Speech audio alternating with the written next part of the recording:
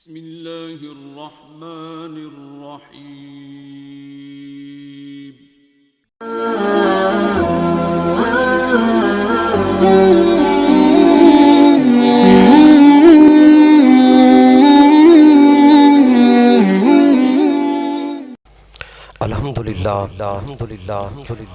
الحمدللہ رب العالمین حمد الشاکرین و افضل الصلاة و اکمل السلام علی سید المرسلین قائد الغر المحجلین نبی الحرمین امام القبلتین وسیلتنا فی الدارین صاحب کعبہ قوسین محبوب رب المشرقین و رب المغربین جد الحسن والحسین سیدنا و مولانا و ملجانا و ماوانا محمدًا عبدہ و رسولہ اما بعد فاعوذ باللہ السمیع العلیم من الشیطان الرجیم بسم اللہ الرحمن الرحیم سیجعل لہم الرحمن ودا صدق اللہ و صدق رسولہ النبی الکریم الامین وفی شان حبیبہ مخبرا و امرا ان اللہ و ملائکتہ یصلون علی النبی یا ایہا الذین آمنوا صلو علیہ وسلموا تسلیما الصلاة والسلام علیکہ یا سیدی یا رسول اللہ وعلا آلکہ واصحابکہ یا رحمت للعالمین۔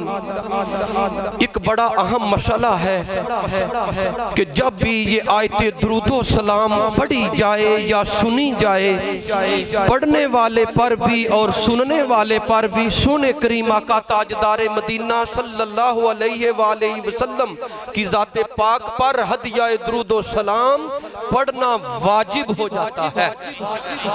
جو شخص آیت درود و سلام پڑھ کے یا سن کے کریم آقا کی ذات پاک پر ہدیہ درود و سلام پیش نہیں کرتا وہ سخت ترین گناہگار ہے۔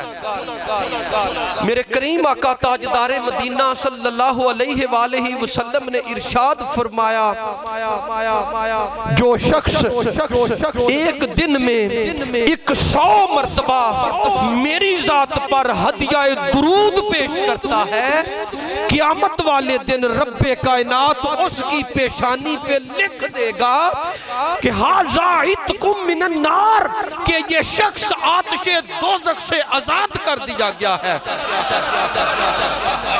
پھر میرے کریم آقا تاجدار مدینہ صلی اللہ علیہ وسلم نے ارشاد فرمایا تم میں سے جو شخص یہ چاہتا ہے کہ مرنے کے بعد اس کی روح نکل کر جب بارگاہ ذوالجلال میں پہنچے اس حال میں پہنچے کہ اس کا پروردگار اس سے راضی ہو تو اسے چاہیے کہ میری ذات پر کثرت سے درود پڑھا کرے۔ جس ہستی کائنات پر درود پڑھنے سے گناہ معاف ہو رہے ہوں جس ہستی کائنات پر درود پڑھنے سے دوزخ حرام ہو رہی ہو جنت واجب ہو رہی ہو رحمتوں کا نزول ہو رہا ہو تو اس ہستی کائنات کے وجود پاک کی عظمتوں کا کیا عالم ہوگا۔ اسی لیے تو میرے حضور اعلیٰ حضرت فرما گئے ہیں سب سے اعلیٰ و اولا سب سے بالا و اعلیٰ خلق سے اولیاء اولیاء سے رسول سب رسولوں سے اعلیٰ ملک کونین میں انبیاء تاجدار تاجداروں کا آقا کون دیتا ہے دینے کو منہ چاہیے دینے والا ہے سچا ہمارا نبی۔ حمد و صلاة اور نعت حبیب کبریا صلی اللہ علیہ وآلہ وسلم کے بعد میرے محترم محتشم سامعین ذی وقار برادران اہل محبت یاران طریقت میری اور آپ کی یہ خوش قسمتی ہے کہ مرشد کریم نے ایک مرتبہ پھر ہمیں اپنے قدموں میں حاضری دینے کا شرف عطا فرمایا۔ اور یہ محفل پاک اور یہ جو جگہ ہے نا یہ خاص الخاص مقام ہوتے ہیں سر کی آنکھوں سے نہیں ظاہر پہ نہ جاؤ فقیر اور درویش کے ظاہر پہ کبھی نہ جانا ہمیشہ حسن ظن سے کام لینا۔ تو سامعین ذی وقار، آج لوگ ہم پہ اعتراض کرتے ہیں کہ تم جب کریم آقا کی نعتیں پڑھتے ہو، مجھ سے پہلے بڑے خوبصورت انداز سے نعتیں ہوئیں، تلاوتیں ہوئیں، بڑے اچھے اچھے بیانات ہوئے، اور سبحان اللہ اپنے استاد مکرم اور محترم کی انتہائی شفقتیں میں نے ملاحظہ کی۔ اور قبلہ حافظ صاحب قاری صاحب فرما رہے تھے، خادم اعلیٰ میں کہوں تو یہ بجا نہیں ہوگا، آستانہ عالیہ چندر کے شریف کے خادم اعلیٰ، اور بڑے اچھے انداز سے نقابت فرما رہے تھے، اور نئے نئے خطاب دیکھے، نئے نئے خطیب بنتے میں دیکھ رہا ہوں، کیونکہ یہ سارا حضرت صاحب قبلہ عالمین کا کرم ہے۔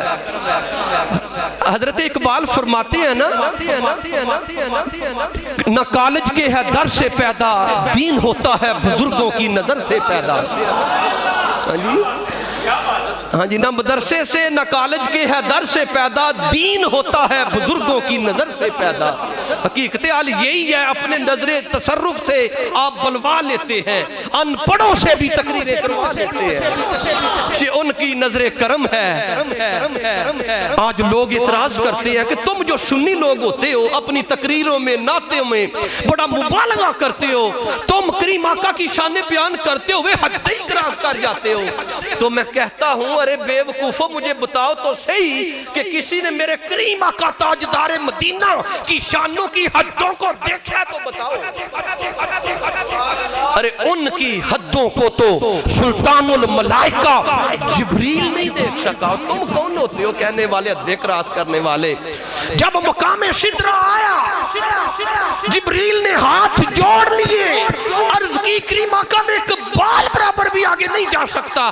کریم آقا نے فرمایا تو کیا ہوگا؟ عرض کی کریم آقا آگے گیا تو جل جاؤں گا، جل گیا تو مر جاؤں گا۔ کریم آقا میری حد ختم، آپ کی حد شروع، میری ہے والناس، آپ کی ہے الف لام میم۔ کریم آقا میرا ہے اختتام، آپ کا ہے آغاز، میں آگے نہیں جا سکتا۔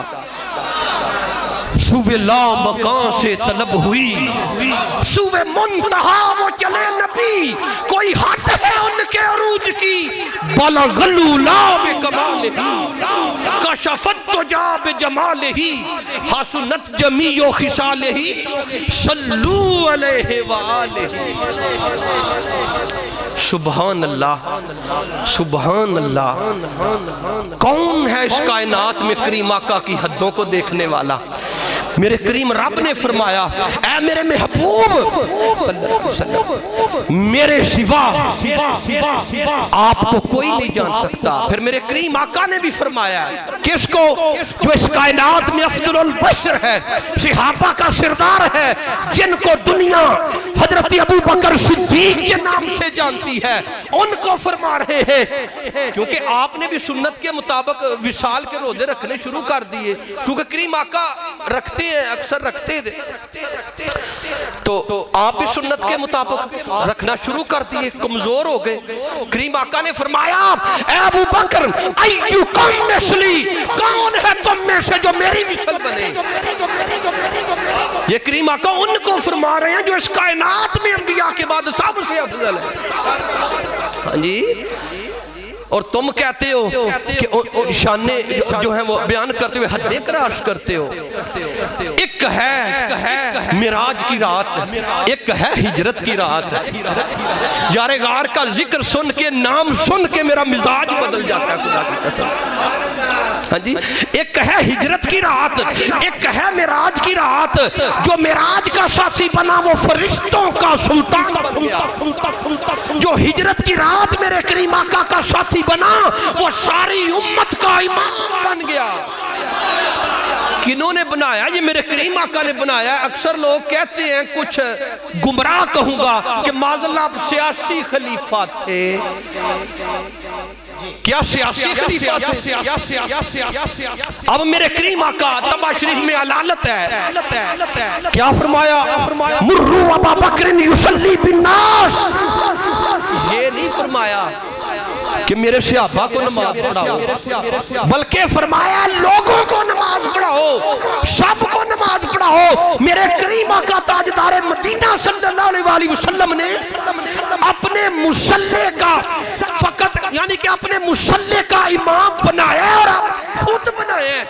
بخاری کی حدیثیں گواہ ہے اس پر, شیعہ ستہ کی حدیثیں گواہ ہے, اور یہ ثابت ہے کہ کریم آقا نے اس امت کا امام بنایا ہے.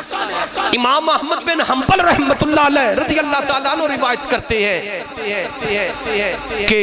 کہ حضرت مولا علی حضور حیدر کرار رضی اللہ تعالیٰ عنہ نے فرمایا کہ جب کریم آقا تاجدار مدینہ نے حضور یار غار مصطفیٰ کو اپنے مصلی پہ کھڑا کیا, میں غائب نہیں تھا, میں موجود تھا, میں صحت مند تھا, بیمار نہیں تھا. اگر میرے کریم آقا تاجدار مدینہ نے یار غار مصطفیٰ کو ہمارے دین کا امام بنایا ہے تو ہم آپ کو اپنی دنیا کا بھی امام بناتے ہیں. اور یہ بڑی قوی حدیث پاک ہے. امام احمد بن حنبل اپنے استاد امام عبد الرزاق سے, وہ آگے زہری سے, وہ آگے نافع سے, اور وہ آگے عبداللہ ابن عمر سے روایت کرتے ہیں. بڑی مستند حدیث ہے, روایت اور درایت اور اسماء اور رجال کے حوالے سے بڑی مضبوط حدیث ہے. جی یہ حضور حیدر کرار کا فرمان ہے. اگلے دن ایک کلپ دیکھ رہا تھا کہ سید فدا حسین شاہ حافظ آبادی صاحب فرما رہے تھے اسی منظر کو, جب حضور یار غار مصطفیٰ مصلی امامت پہ کھڑے ہیں, سارے صحابہ پیچھے کھڑے ہیں, بڑے بڑے جلیل القدر عشرہ مبشرہ بھی کھڑے ہیں, 313 میں سے بھی کھڑے ہیں, تو حضور حیدر کرار بھی کھڑے ہیں. تو اس وقت حضور حیدر کرار نے نیت باندھتے ہوئے کیا فرمایا ہوگا؟ سید فدا حسین شاہ حافظ آبادی اور ان لوگوں کی طرف رخ انور کر کے جو معدلہ سیاسی خلیفہ جو ہے وہ کہتے ہیں کہ آپ سیاسی خلیفہ تھے, آپ نے فرمایا کہ حضور حیدر کرار نے نیت کیسے باندھی ہوگی؟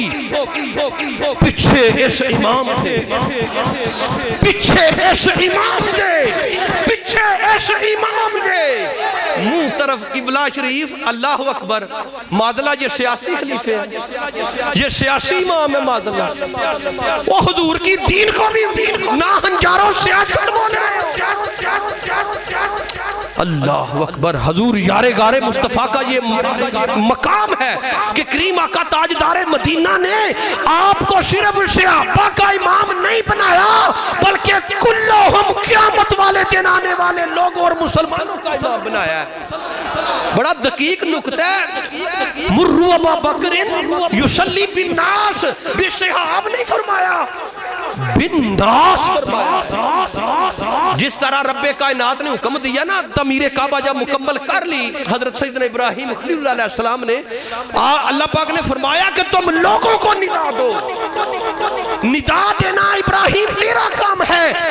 کلہم کائنات میں جتنے لوگ روح والے جہان میں موجود ہیں, جو حاضر ہیں, جو قیامت تک آئیں گے, ان تک تیری آواز پہنچانا میرے رب العالمین کا کام ہے. تو اس لیے حضور یار غار مصطفیٰ حضور کی کل امت کے امام ہے, کل امت کے امام ہے. تو سامعین ذیوقار جب غار آئی نا, حضرت ابو بکر صدیق کی ایسا کوئی عاشق نہیں دیکھا. جب غار آئی, جب سدرہ پہ پہنچ کے ہاتھ جوڑ لیے نا, تو فرمایا جبریل آگے کیوں نہیں جا رہے؟ کریم آقا آگے گیا تو جل جاؤں گا, جل گیا تو مر جاؤں گا. ادھر جب غار آئی نا, عرض کی کریم آقا باہر ٹھہرے, سب سے پہلے میں غار میں جاؤں گا. کیا ہوگا؟ کریم آقا آگے گیا تو ڈنگ کھاؤں گا, ڈنگ کھایا تو مر جاؤں گا, مر گیا تو تر جاؤں گا. واہ صدیق تو یاری لائی تے مکے میں. حضور خطیب علیہ السلام کا جملہ محبوب پنجتن پیر سید فیض الحسن شاہ تاجدار عالم ہار شریف فرمایا کرتے تھے, واہ واہ اے صدیق تیری یاری تو میں قربان جاواں. تو یاری لائی تے مکے وچ, پروان چڑھائی تے مدینے وچ, نال نبھائی تے بدر وچ, جوان کرائی تے بدر وچ, نال نبھائی تے قبر وچ, توڑ چڑھائی تے حشر تکر, پانی پرن سہیلیاں رنگا رنگ کڑے, پریا اسی دا جانیے جس دا توڑ چڑھے.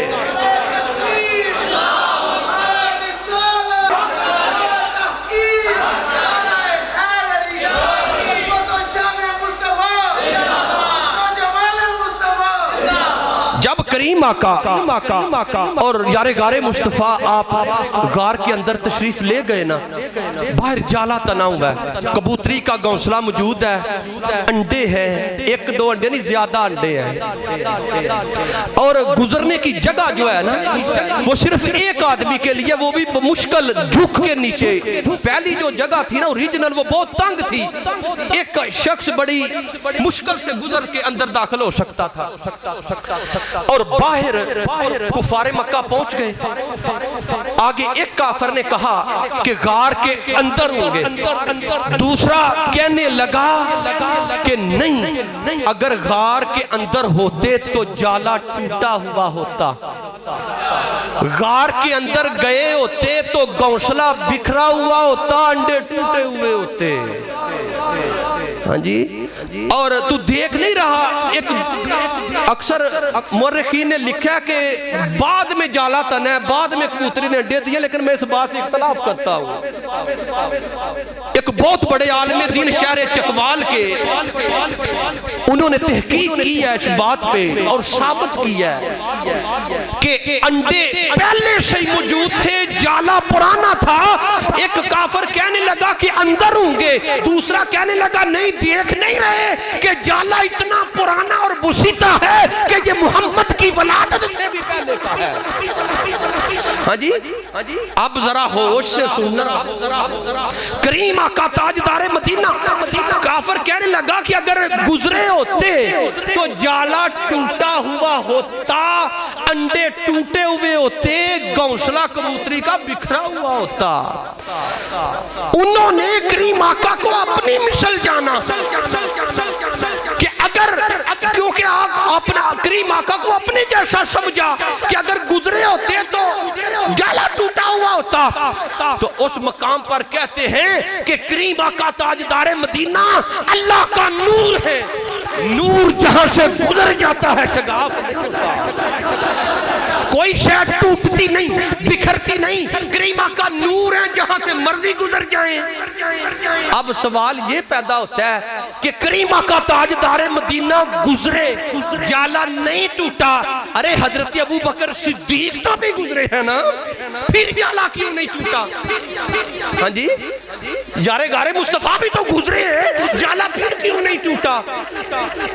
تو شہر چکوال کے وہ مشہور عالم دین ہے، نام نہیں میرے ذہن میں آ رہا، وہ فرماتے ہیں کہ کریم آقا تاجدار مدینہ اللہ کا نور ہے، کیونکہ جب یار غار مصطفیٰ نے کریم آقا کو کندھوں پہ اٹھایا، غار پہ چڑھ رہے ہیں، کریم آقا کے قدم انور صدیق اکبر کے سینے پہ ہے، دست مبارک ابو بکر صدیق رضی اللہ عنہ کے شار مبارک پر ہے. کریم آقا نہ صرف خود نور ہیں، جس کے ساتھ بھی لگ جاتے ہیں وہ بھی نور، وہ بھی نور ہو جاتے ہیں. جو کریم آقا کو اپنی مثل سمجھتے ہیں وہ کریم آقا تک کبھی نہیں پہنچ سکتے. جو کریم آقا کو بے مثل اور بے مثال اللہ کا نور مانتے ہیں وہی کریم آقا کے قدموں تک پہنچ سکتے ہیں. جو کریم آقا کو اپنے جیسا سمجھتے ہیں مدینے پاک میں جا کے جالیوں کے ساتھ بھی لگ جائے پھر بھی کریم آقا تک نہیں پہنچ سکتے. اور جب اگلا جو منظر ہے غار کا کہ کریم آقا تاجدار مدینہ صلی اللہ علیہ وسلم موجود ہیں، جب سانپ نے ڈنگ مارا، اب انسان کی فطرت کیا ہے؟ کریم آقا گود میں لیٹے ہوئے آرام فرمائے، یار غار مصطفیٰ نے اپنی اڈی مبارک سانپ کے سوراخ پہ رکھی ہے، سانپ ڈنگ پہ ڈنگ مار رہا ہے. فطرت کیا ہے انسان کی؟ کوئی چیز مس ہو جائے نا ایسے تو انسان کا قدم لامحالہ طور پہ غیر ارادی طور پہ پیچھے کی طرف ہٹتا ہے. عشق مصطفیٰ نے یار غار مصطفیٰ کی فطرت کو بدل دیا تھا. سانپ جوں جوں ڈنگ پہ ڈنگ مارتا تھا، پاؤں پیچھے ہٹنے کی بجائے اور آگے اور آگے اور آگے جاتا. تو کریم آقا تاجدار مدینہ سے عرض کی یا رسول اللہ، یہ میں شارٹ کر رہا ہوں، علطشن شدید کریم آقا سخت پیاس. کریم آقا نے فرمایا اے ابو بکر صدر غار کی طرف جاؤ, غار کے وسط میں جاؤ, پانی پی آؤ. چپ کر کے اٹھ کے غار کے درمیان میں چلے گئے, یہ نہیں کہا, عرض کی کریم آقا بھی غار تو میں نے خود صاف کی ہے, پانی کہاں سے آیا؟ پانی تو نہیں ہے کیونکہ آپ نے خود صفائی کی تھی. یہ عرض نہیں کی, یقین کامل تھا میرے کریم آقا جو فرما دیتے ہیں وہ ہو جاتا ہے. ہاں جی, عقیدہ دیکھیں, آپ کا سوال نہیں کیا کریم آقا بھی ابھی تو میں نے خود صفائی کی ہے, پانی تو نہیں ہے, نہیں, بلکہ غار کے وسط میں آئے, بڑا ایک صاف شفاف پانی دیکھا اور آپ نے نوش فرمایا. تو کریم آقا تاجدار مدینہ نے فرمایا اے ابو بکر پانی پی لیا ہے؟ کریم آقا پی لیا ہے. ابو بکر جانتے ہو پانی کہاں سے آیا ہے؟ کریم آقا جاننے کی ضرورت کیا ہے, قدموں میں بیٹھا ہوں, آپ جانے, آپ کا خدا جانے. فرمایا ابو بکر جب میں نے تجھے کہا کہ غار کے وسط میں جاؤ اور تم چل پڑے, ابھی تم چل رہے تھے, اللہ پاک نے جو حوض کوثر کی نہر پہ موکل فرشتے ہیں ان کو حکم دیا کہ اے فرشتوں میرے محبوب کا یار غار وسط غار میں جا رہا ہے, جلدی سے حوض کوثر کی نہر کا رخ.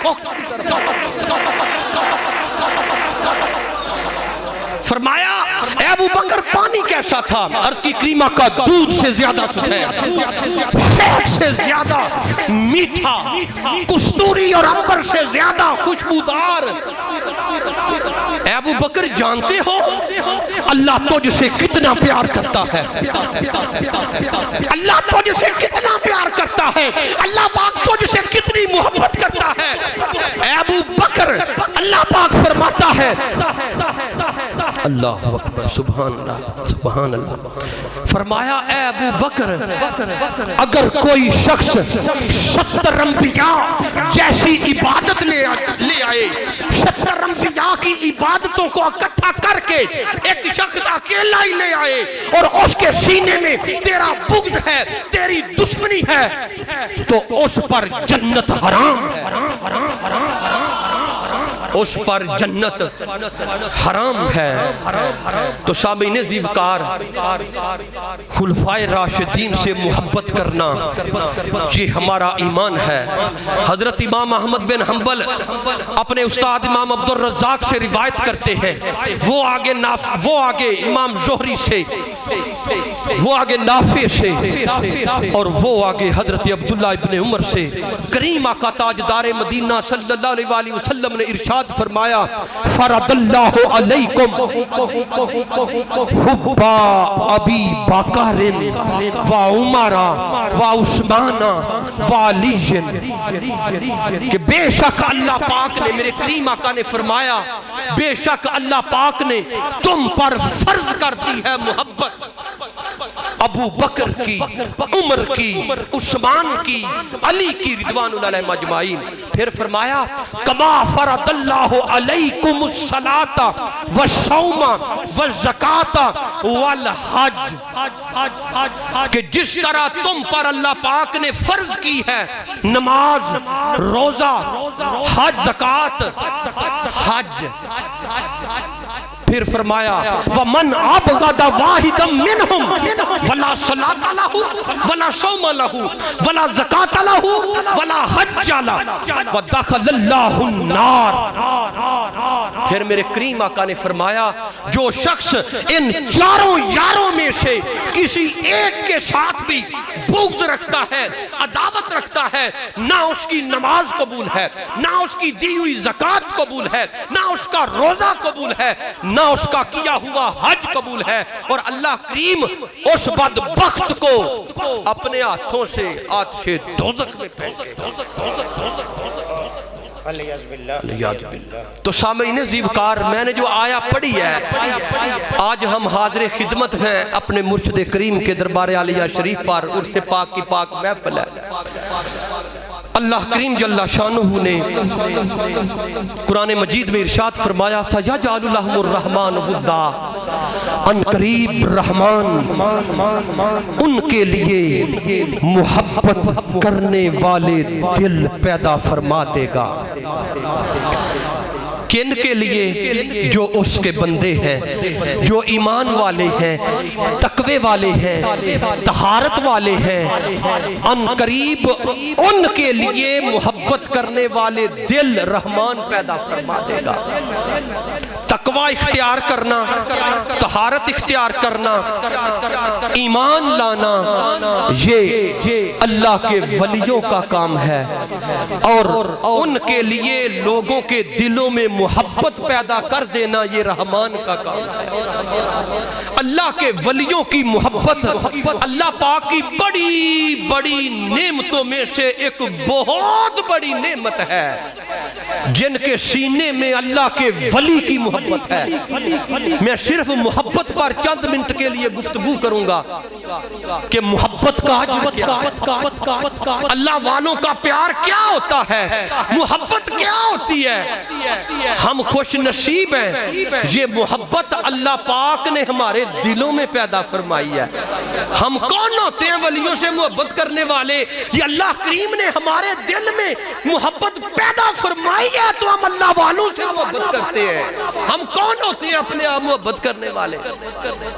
میرے کریم آقا تاجدار مدینہ صلی اللہ علیہ وسلم نے ارشاد فرمایا، مشکات شریف کی حدیث ہے کہ قیامت والے دن جنت کے اندر کچھ لوگ اس شان سے تختوں پر بیٹھے ہوئے ہوں گے، نورانی تاج سروں پہ ہوں گے، اور انبیاء اور شہداء ان کی شانوں کو دیکھ کے ان پر رشک کریں گے۔ صحابہ نے عرض کی کریم آقا وہ لوگ کون ہیں کہ جن پر انبیاء اور شہداء شفقت سے محبت کریں گے، رشک کریں گے؟ تو کریم آقا نے فرمایا کہ وہ لوگ ہوں گے جو ایک دوسرے کے ساتھ اللہ کی رضا کے لیے محبت کرتے ہیں۔ پھر مسلم شریف کی حدیث ہے، امام بزار نے بھی اس کو روایت کیا ہے کہ میرے کریم آقا تاجدار مدینہ نے ارشاد فرمایا ہے، قیامت والے دن رب کائنات فرمائے گا وہ لوگ کہاں ہیں جو میرے ولی سے میری رضا کی خاطر دنیا میں محبت کرتے تھے؟ کچھ لوگ کھڑے ہو جائیں گے، میرے کریم آقا فرماتے ہیں کھڑے ہو جائیں گے، عرض کریں گے باری تعالیٰ ہم تیرے ولیوں سے محبت کرتے تھے۔ رب کائنات فرمائے گا وَعِزَّتِي، مجھے میری عزت کی قسم آج میں ان کو اپنے عرش کا سایہ عطا فرماؤں گا۔ ارے جن کو عرش کا سایہ مل جائے گا وہ حشر کی سامانیوں اور ڈر سے، خوف سے امن میں آ جائے گا۔ پتہ چلا ولیوں کی جو محبت ہوتی ہے نا وہ عرش کا سایہ ہوتا ہے۔ دنیا میں جو اولیاء کی محبت کے سائے کے نیچے زندگی گزارتے ہیں، حقیقت میں وہ عرش کے سائے کے نیچے زندگی گزارتے ہیں، اور عرش کا سایہ ان کو قیامت والے دن ملے گا جو دنیا کے اندر اللہ کے ولیوں سے محبت کرتے تھے۔ پھر میرے کریم آقا تاجدار مدینہ صلی اللہ علیہ وسلم نے ارشاد فرمایا کہ مسلم کی حدیث ہے، جنت کے اندر ایک سرخ یاقوت کا ستون ہے، اس پر زبرجد کے بالا خانے بنے ہوئے ہیں، یعنی کہ جنتی محل بنے ہوئے ہیں، ان کی روشنی آسمان کے ستاروں جیسی ہے، ان میں اتنا آرام اور سکون ہے، ہر ایک نعمت ان کے اندر موجود ہے۔ صحابہ نے عرض کی کریم آقا ان جنتی محلوں میں کون رہیں گے؟ میرے کریم آقا نے ارشاد فرمایا صحابہ ان جنتی محلوں میں وہ لوگ رہیں گے جو دنیا کے اندر میرے نیک صالحین بندوں سے محبت کرتے ہیں۔ تو آئیے موتا امام مالک کی حدیث ہے، امام مالک روایت کرتے ہیں اور یہ واقعاتی حدیث پاک ہے موتا امام مالک کی۔ آپ فرماتے ہیں کہ ایک دن دمشق کے اندر حضرت ادریس خولانی تشریف لائے، جب مسجد کے اندر گئے تو کیا دیکھا کہ ایک روشن چہرے والے سفید داڑھی والے بزرگ بیٹھے ہوئے ہیں، لوگ آ کے دعائیں کرواتے ہیں، مسائل پوچھتے ہیں، اب بتاتے ہیں، لوگ روتے ہوئے آتے ہیں، جب واپس اٹھ کے جاتے ہیں تو ہنستے ہوئے جاتے ہیں، مسکراتے ہوئے جاتے ہیں، اور بابا جی کی دعائیں موقع پہ قبول ہو رہی ہیں۔ تو آپ نے فرمایا کہ یہ سفید اور روشن چہرے والے بزرگ کون ہیں؟ آپ کو بتایا گیا ھذا معاذ بن جبل، کہ یہ صحابی رسول سیدنا معاذ بن جبل ہے۔ تو آپ عقیدت سے ہاتھ باندھ کے کھڑے ہو گئے، زیارت کرتے رہے، رش تھا، دل میں ارادہ کیا کہ کل صبح میں تہجد کے وقت مسجد میں آؤں گا، سب سے پہلے آؤں گا۔ جب حضرت معاذ بن جبل تشریف لائیں گے تو میں اٹھ کے استقبال کروں گا اور اپنی محبت کا اظہار بھی کروں گا۔ جب اگلے دن حضرت امام مالک فرماتے ہیں کہ حضرت ادریس خولانی جب اگلے دن جامعہ مسجد دمشق میں آئے تو کیا دیکھا کہ سیدنا معاذ بن جبل رضی اللہ عنہ پہلے ہی موجود ہے۔ آپ فرماتے ہیں میں قریب گیا، آپ کی بارگاہ میں ہاتھ باندھ کے سر کو جھکا کے بڑے ادب سے سلام پیش کیا، عرض کی حضور مجھے آپ سے محبت ہے، مجھے آپ سے محبت ہے۔ تو آپ نے فرمایا ادریس خولانی کیا تم اس بات پر قسم اٹھاتا ہے کہ تجھے مجھ سے محبت ہے؟ تو آپ فرماتے ہیں میں نے عرض کی واللہ انی احبک للہ، ہاں حضور میں اس بات پر قسم اٹھاتا ہوں کہ واللہ مجھے اللہ کی قسم مجھے آپ سے محبت ہے اور اللہ کے لیے محبت ہے۔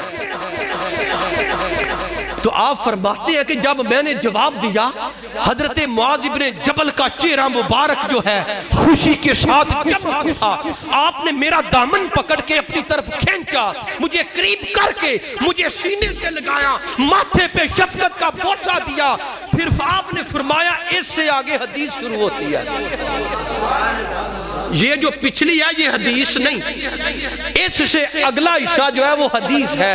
آپ نے فرمایا اے معاذ بن جبل واللہ انی سمعت رسول اللہ صلی اللہ علیہ وسلم قال اللہ تبارک و تعالی، آپ فرماتے ہیں مجھے اللہ کی قسم اے ادریس خولانی بے شک میں نے اپنے کانوں سے رسول پاک صلی اللہ علیہ وسلم سے سنا ہے، میرے کریم آقا نے فرمایا اللہ پاک فرماتا ہے واجبت محبتی،